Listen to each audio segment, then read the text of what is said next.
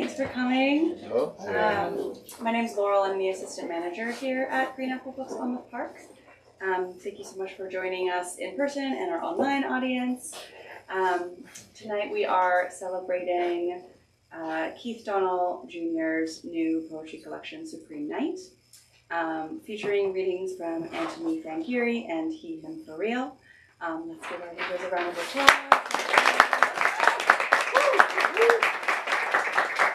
And before we get started, I just have a little bit of housekeeping.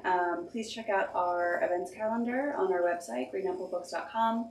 We have a really stacked spring coming up. Our events manager, Carr, works really hard to bring in really talented local writers and artists, and we have multiple events every week. Please buy books from us if you can. We have independent bookstore coming up this Saturday.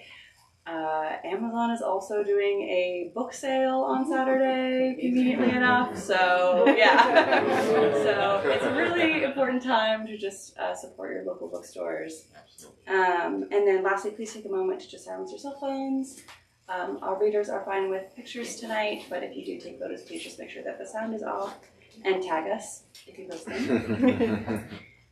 So first we're going to hear a reading from Anthony Fangiri, who is a writer, visual artist, and satirist. He is a PhD candidate at the University of Denver and has received support from the National Endowment for the Arts, the Center for Cultural Innovation, Yearbook Winner Center for the Arts, and the San Francisco Arts Commission.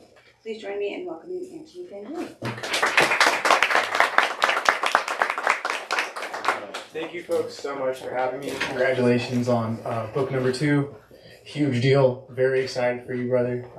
Very excited to dig through it. So I'm going to start off reading.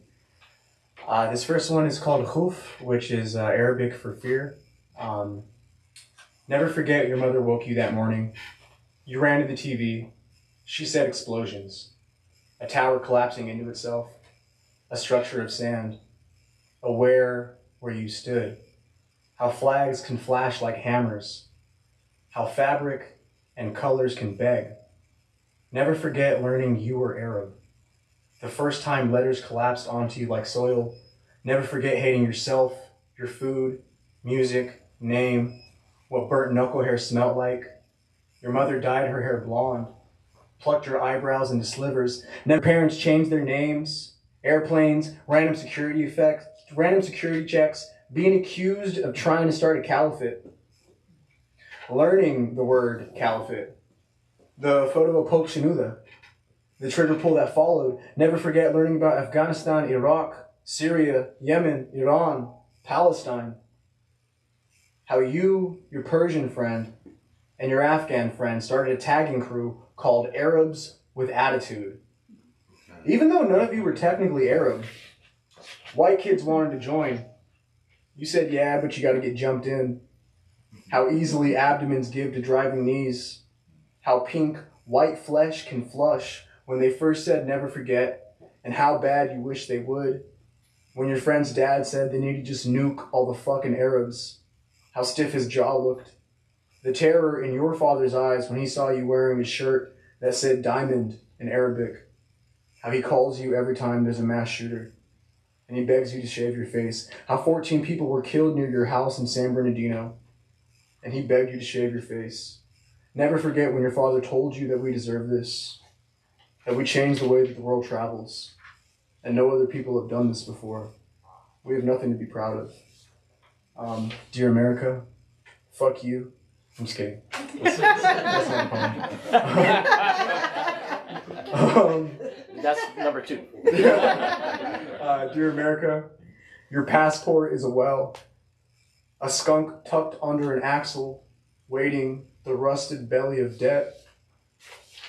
This is French Conscious. I went to Paris recently and all of this happened. I met Puppy and Michael at Plato Bar in Paris. Puppy is drinking Dayquil and smoking cigarettes to my left. Michael is drinking a jar of red wine to my right. I ask Puppy how to get hash. She tells me it's called poop here, that I need to ask for poop. Michael tells me I need to try to speak French in his country. How do you say fuck you in French? Methinks open-handed.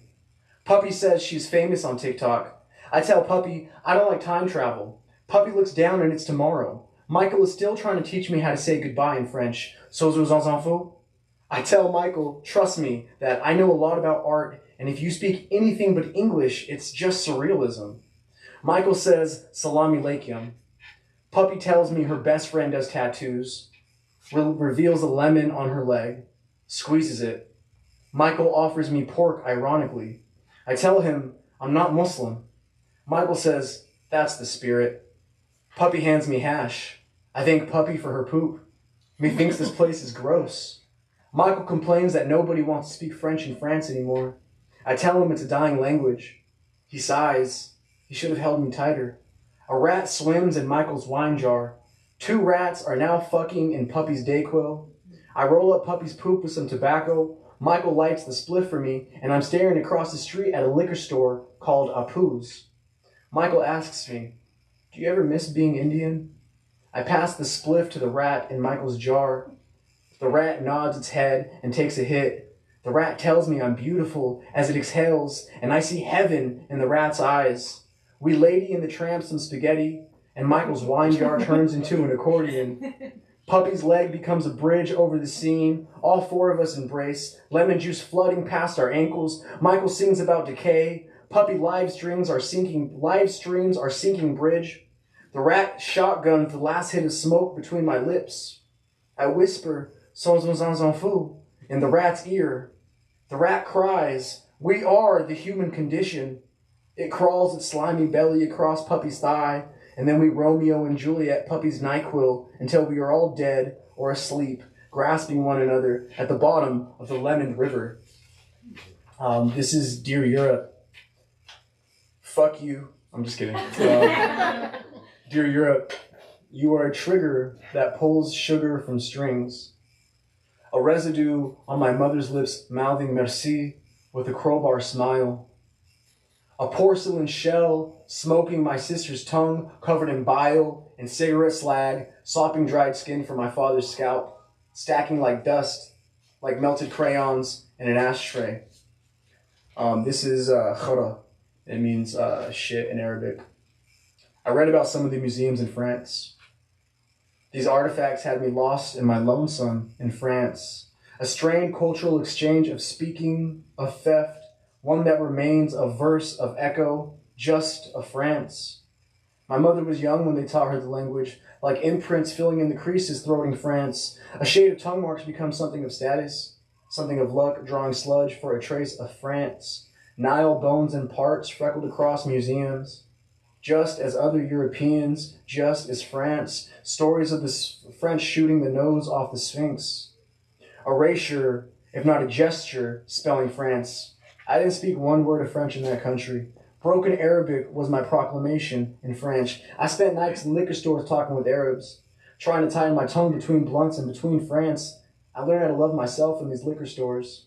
I learned that I was worth loving in these liquor stores. Whiskey became the lone connection, the home, Sheldon repeat, swallowing stiff in liquor stores, drunk driving with one eye open at 17, the dry bleep passing, hey mister, at liquor stores. I tried to tighten my tongues between blunts and swigs, palate pricking balm, communion, like liquor stores. Once I was sober, a void of identity, a tendency to pull, to clog, to liquor stores. I've learned to love our letters here, the turns of sound. The closest I came to affection was liquor stores. Broken cot twigs cleaved between cheeks in liquor stores. Temptations held St. Anthony like liquor stores. And then this is Dear Tuta. Dear Tuta is like a famous Egyptian writer in the Said. He's very, very popular over there, and I met him once. He thinks I'm a hack, but I like him. So, Dear Tuta. A white writer said I was lucky to have all this culture to write about. I was a performance piece to him. I was art, sexy, colorful, exotic, spotted, and loud like a misplaced auxiliary tip. The kind of art you look at and say, I could have done that if. But I know what you're thinking, Tuta. I deserve it. What? Prattling white guilt like a lure on a hook? Wrapping myself in burnt hair and American flags for the thrill of sympathy, for the sake of art. Thank you, folks.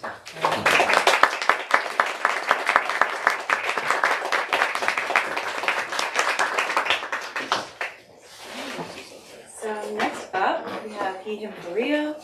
He is a grassroots poet and creative from Vallejo, California.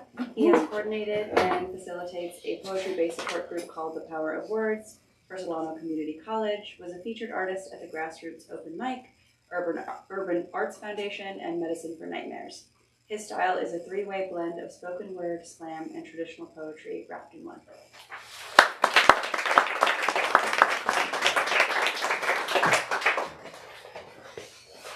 Thank you. Congratulations on your book release, Keith. Thank you for having me as well to perform and present art. As she said, my style is a blend. I usually identify myself as like an introspective style of poetry because I often speak life into my journey, my struggles, and human conditions in most cases. So I have a few pieces that I'll be sharing. I want to start with a haiku called Driftwood. Driftwood lost at sea, tides and waves, uncertainty. Driftwood washed ashore. Thank you.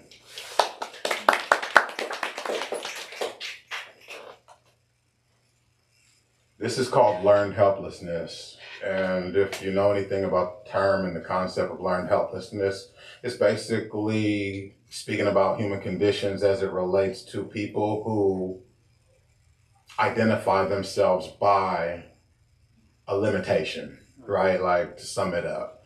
And they don't see themselves being capable of surpassing the limits and boundaries. I know why the caged bird sings. I also understand why the free bird cries. The free bird's mind is its own demise. It knows it can fly, but can't think of a reason to. Imagine being caged for all your ages, forced to make home out of unnatural environments, places where eagles acquiesce, condors concede, and jaded owls don't ask who.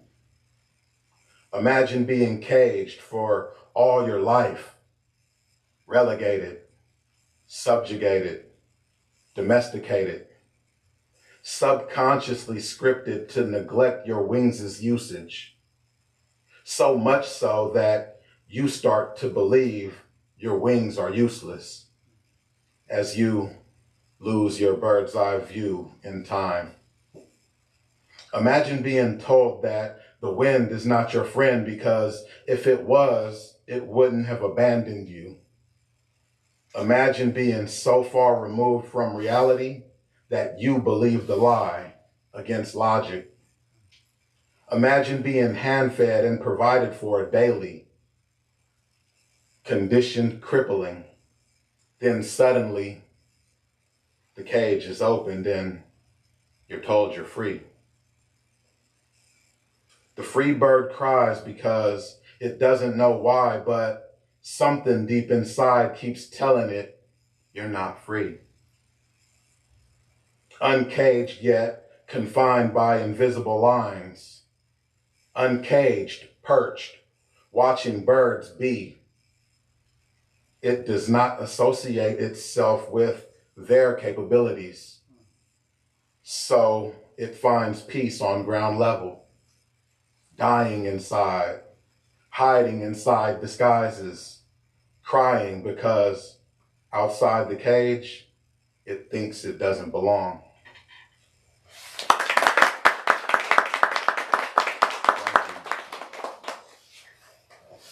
This next one is called Glass Ceilings. Some people never expected to see me again. let alone see me win. Seeing me now compared to me then is fascinating because everybody that knew me really don't know me. Even family that groomed and helped grow me only recognize the name and face, but not the form before them. Look, and you would be astonished too to see a human bloom from being written off as doomed, the sun thrown in a concrete tomb. It took the right amount of time and space to cultivate the separation, deprivation, isolation, cold and dark conditions. It was not for eyes to see the process. Eyes are to appreciate the manifested product of a work of art undone. If eyes were shown to see beyond, then minds would probably comprehend. I closed my eyes to visualize a world beyond the one they gave. I never knew or had a clue I was this man unmanifested. People seen potential in me, but it really held no merit till I saw my own potential and began to live up to it. Elevating to glass ceilings, about to elevate straight through it. Thank you.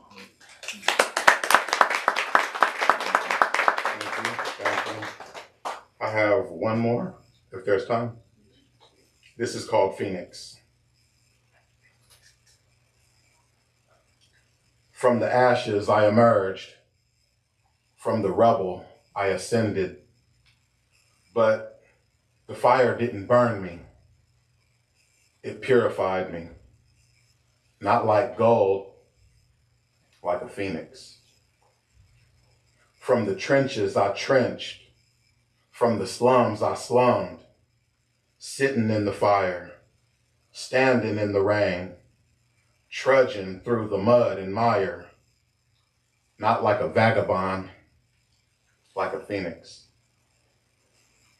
From the nest I hatched and fell from a steep and rocky cliff. Fly or die was my two options, plummet or propel, not defined by anything you define him by. The phoenix, seldomly seen, always felt.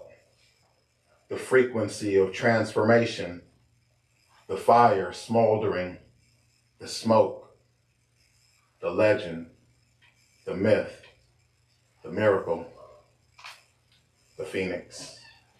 The man.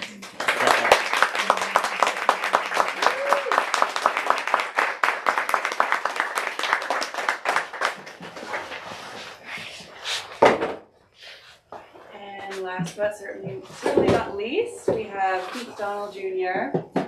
He is a California-based poet and book editor, a graduate of the creative writing MFA program at San Francisco State University, and the author of The Move and Supreme Night. He is a previous editor-in-chief of 14 Hills, the SFSU Review, and his work has appeared in journals and anthologies, including poetry and Best American Non-Required Reading. Please join me in welcoming Keith.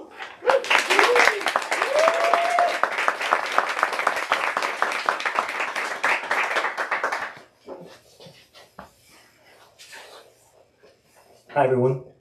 Hey. Can y'all hear me okay? Yes. I'm not able to touch it. So first thank yous. Thank you, everybody, for coming and supporting this event. Thank you, Green Apple, Laurel, Carr, who couldn't be here. Thank you, Black Lawrence, and Diane, who is a publisher, who took a chance on this book. You know. Also, thank you to my family. Thank you to Liv for supporting me on everything, all the time. You know. So, yeah, you know, this book was a long time coming. You know, a long time coming. A lot of the stuff in here took so many different forms over the years.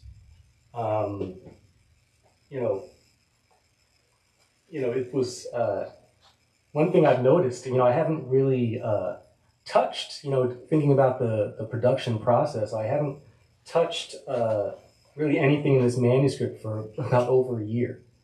And reading through it, it seems way more relevant than I thought it ever would. you know, terrifyingly relevant even. But I guess all in all that, you know, as a poet, I've always wanted to write into the moment. That's what I really try to do. And so it just kind of shut down that way. So this is kind of an unconventional collection of poetry. It's really kind of think about it as one kind of continuous movement. A lot of different looks, a lot of different forms, voices, different types of narratives, kind of a lot of play involved. But the challenge for me was really to find a way to create something cohesive from that, you know, so that it doesn't feel like a bunch of just random fragments, you know what I mean? But there's actually a through line through it.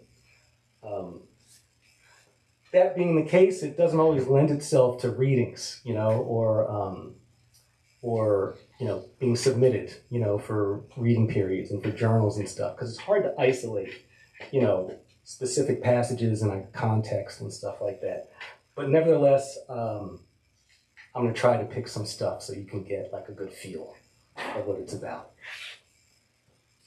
So the first piece is, they're essentially rewritings of Huckleberry Finn, right? So it's in Huck's voice, although it's dissonant, you know. I kind of think about it more as like a bad trip or a fever dream, right? Or like a nightmare that he's talking through.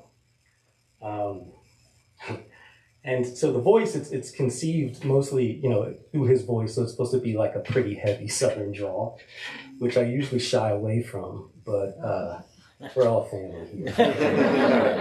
Mostly literally, you know, so I'm, you know, it's not as good, but I think you'll get it adds to it, you know.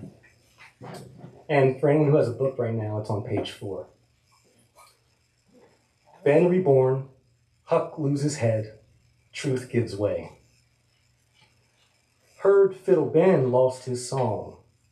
One tall but able, slim old slave with glasses on. Had just barely come to life, withered and took a seat.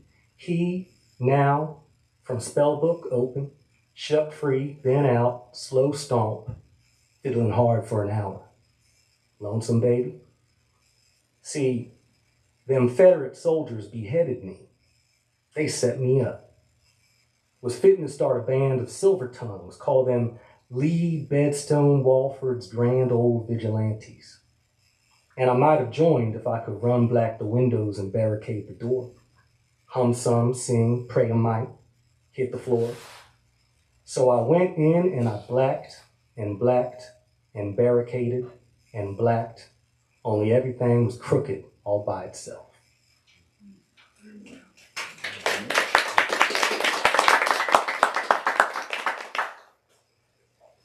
So this is moving into the next piece in that sequence. The widow versus the devil, Huck runs for cover. Know the way a dream winds up missed? To make me the front man, mainly thank the delauded, hip in the fade. Bandmates all lie rich, begat oil-slick conks to appease old payola gods. Myth was the ample flight of melody. Winged gospels upwelled, talking that he's sweet, I know. He's sweet, I know.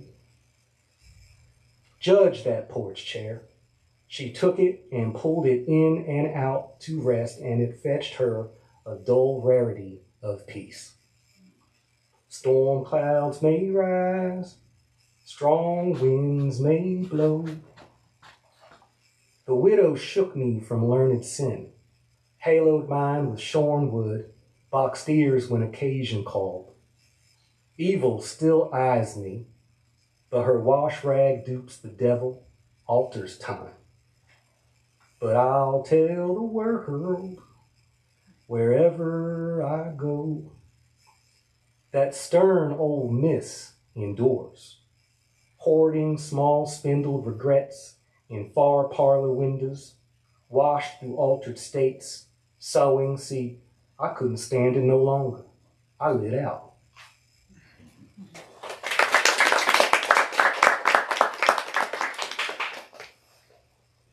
And before the next one in the sequence, there's a short little piece I'll just read. It's untitled. It's on page 8 also. When I come to die, go stack my sins up high. And if they sit heavier than an itty-bitty pigeon feather, Jesus, put your favor on my scale. Yes, Lord, will you press down on my scale?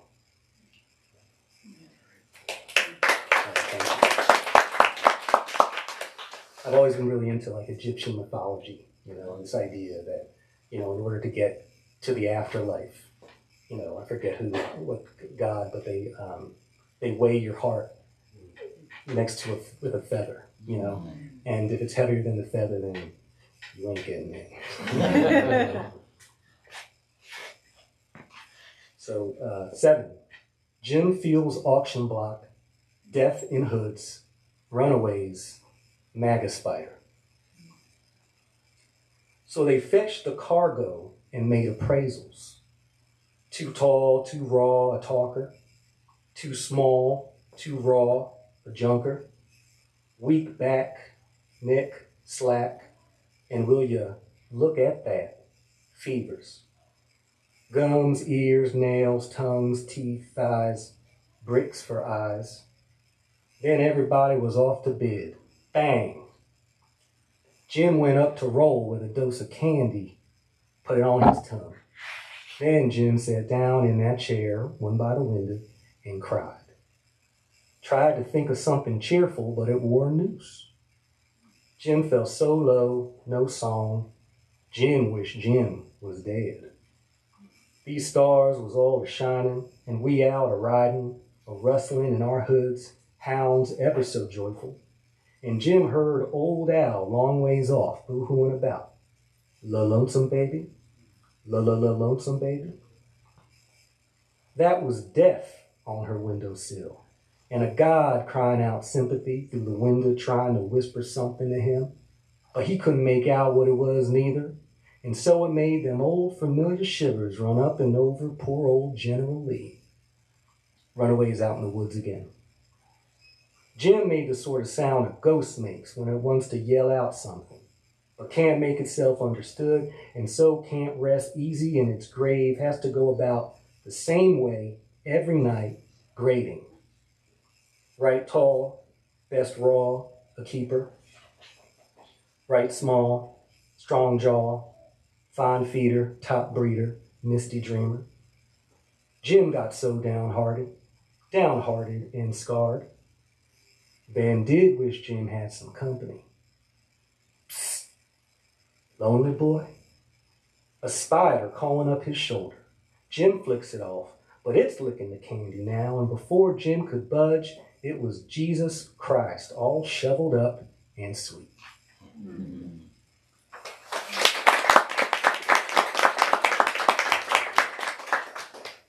So there are a few more of those pieces that are kind of light-laced throughout, but I'm going to move away from those. But they kind of move in that way. There's not really a narrative between them. It's not really for that, but I front-load them at the beginning just to kind of set the vibe of this, just the vibe of the collection, which I always want, you know, surprises and chaos, you know, and again, trying to capture just the baffling craziness of this time, you know. I'm going to move to another piece, which is on page 17, and it's called Minstrel Abyss, after Clarence Thomas. And I kind of wish, you know, it's after Clarence Thomas. It's a little sedate. I wish if I could do it again, I'd just say about Clarence Thomas, you know, just to make it plain, you know. But, you know, as far as Clarence Thomas, you know, there's no shortage of ways to drag him, you know, and rake him over the coals. Yeah, you know, I mean, you know, in many forms, you know, he totally deserves that. I tried to write this one with a little wrinkle in it, to make it take a different perspective on it. So I'll read it first. Their fathers bid to leash the light, bullied low-income, melanin-toned bodies, Philly queens, Detroit kings, fire escape dreams. But even then, our eyes gravitated to a blessed location. When ice was lurking, further hills, our eyes always wandered furthest hills. And as ice grew bolder, prolapsed wider, I'd realized the furthest hills was no God. So I gave the fuck up. Began clerking on Mantan's brow. Because at a very early age, I'm Mantan too. Cold, sad soot upon the hot grin face of what we wandered through. Runaways out in the woods again. And this one also comes with a footnote, which I'll read as well. My father, born a pawn, held a lantern on a lawn. But a day's coming soon, gonna read my Philly Tribune on my own lawn, with my own pawn, making my biscuits before dawn. And beyond dusk, she'll stay, waiting for buses with the other mothers in the rain. Don't blame me, just a nigga dreaming dreams in the American way.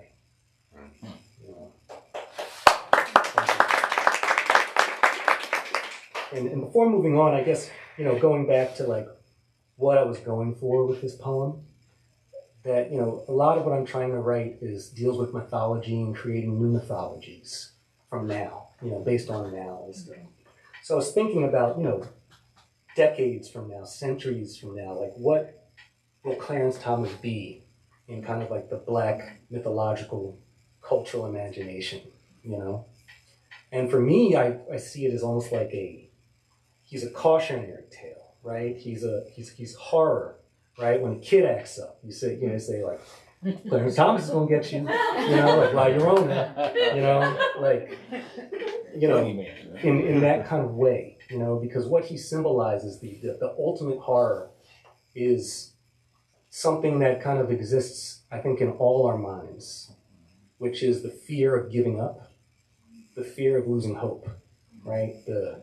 Shit's hard every day, and you get up and you find a way to stay together, to keep your center, individually, collectively, right? But, Clarence Thomas, he represents that, fuck it, you know what I mean? Like, I'm gonna be about me, right? And it can work for an individual, right? But when you're talking about a community, that's the death, right? That's like the ultimate death, right? So that's what I was thinking about. I'm gonna move into another piece. It's called Eulogy, and it's kind of inspired by Malcolm X's eulogy delivered by Ozzie Davis at his funeral. If you were to kind of look at both, you can find it online and stuff like that. I tried to kind of mirror the pacing and some of the words, some of the language and the tempo to almost create like an echo between the two.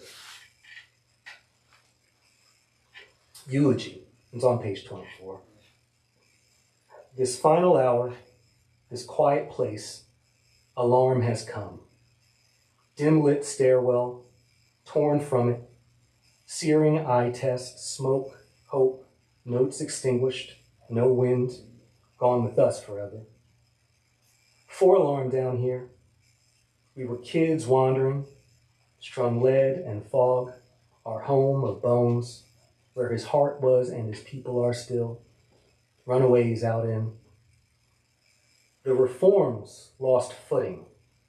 Now we're meat, once again, in alarm, to shard these last monuments. Rhythm, 4 alarms, lost cause fantasies, a sewer bin grace, used to those who crossed air, full volt, he ran, dove, defended our air. Dark nights in the memory of men, fortunes faked, but nonetheless proud. Still braver, more gallant young shams, then this here brother laid out before us now, so bright, shining, and beautiful, so holy before sun conquered stale eyes. Brother Malcolm, the pyre, calls me too. Afro Amor, icon, Afro, Amori, Kin, was a masked tear to float my stem. We, real cool, alive between words, no known bodies returned, torn knee to sworn power, wars galore, half off all remains of men, runaways out in the woods again.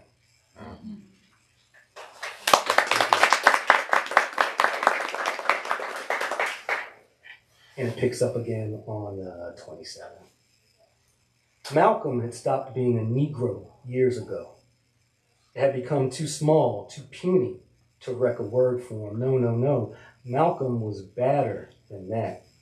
Malcolm had become aggro, a field again, and he wanted no disparity that all his people came to.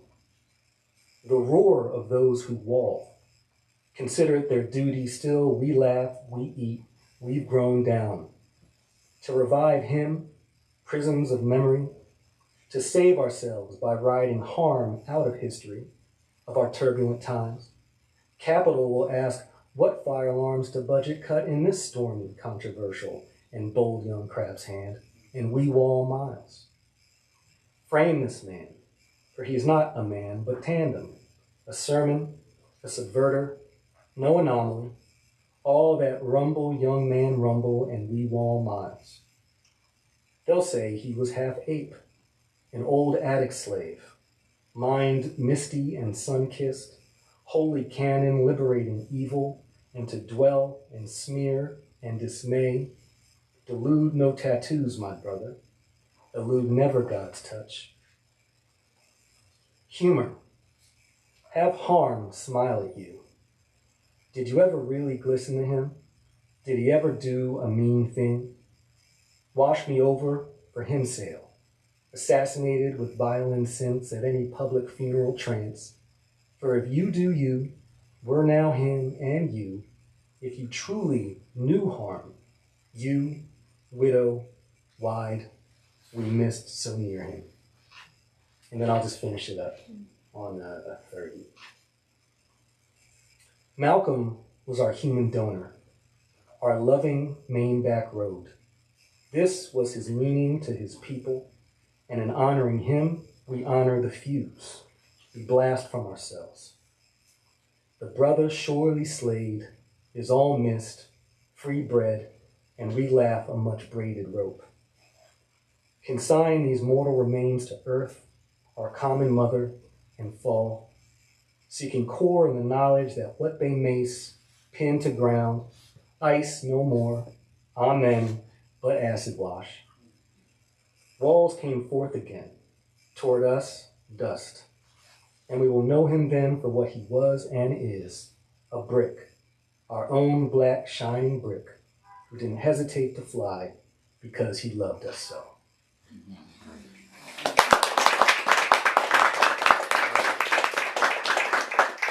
I kind of lost track of time. I'm not sure how much I have left. Oh yeah, you're good. I'm good? Okay. So I'm gonna lighten it up now. And on page 55, Thane's following along. It's called "There's Still Meat on That Bone," and it's inspired by just uncles. You know, uncles busting their balls at like barbecues and stuff like that. You know, there's still meat on that bone. I say there's still some meat on that bone. I say there's still a whole heap of meat on that bone. You got a whole hell of a lot of meat on that bone. And so before you go over to that stove, brother, asking mother for another, better slow your roll. Because what she's going to say, kid, you already know. That there's still meat on that bone. A whole hell of a lot of decent meat waiting there on that bone. Never seen so much good meat stranded on a bone. Eyes too big for stomach. Icarus doing the plummet.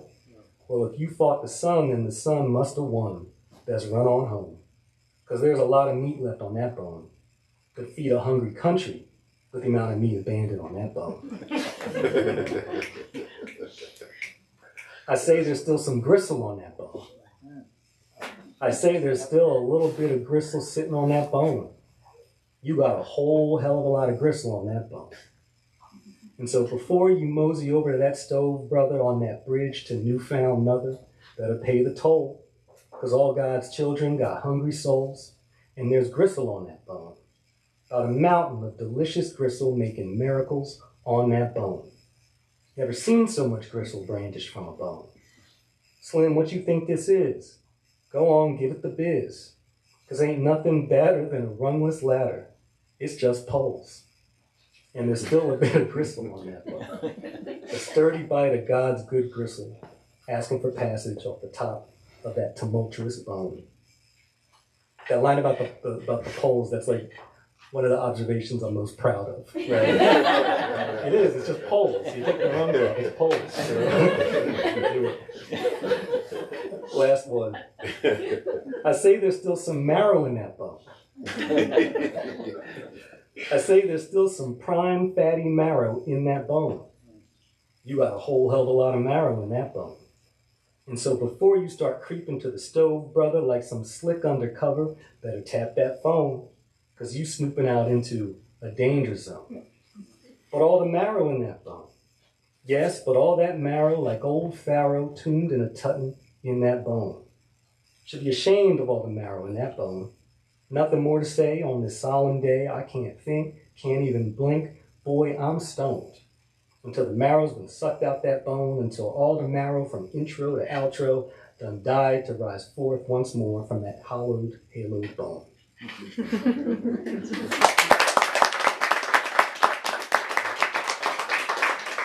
It was I remember, I got nephews now, and I saw it. There was so much left on that bone. That is bone, and I was like, I'll be damned. I'll be damned, But I think on a certain level, I think it's about about growing up, and really like drilling down on something and doing it fully, not,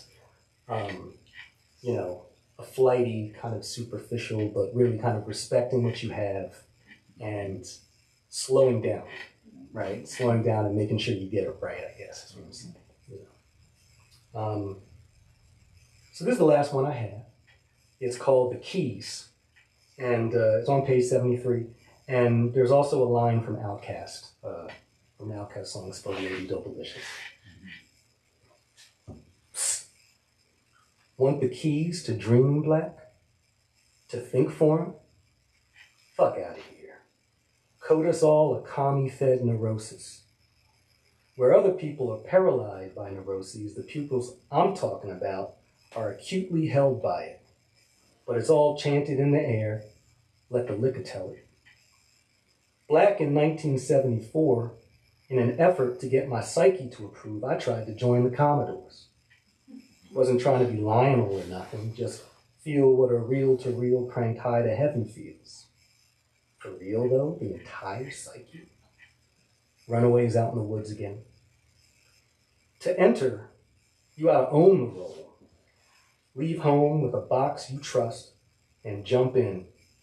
Ship self across Atlantic, snag a bit of kente cloth from piano, taste the ginger, skin so salty and alive.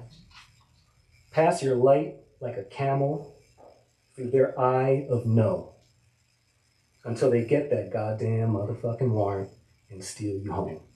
Thanks, y'all.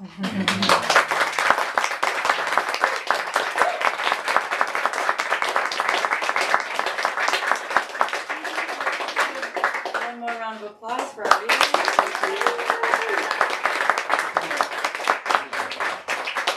Thank you all for coming out tonight. We have both of Keith's books up at the front if you'd like to purchase a copy or copies, and we can do a signing right here if you'd like. And yeah, thank you so much again for coming out. Thank you. Thank you.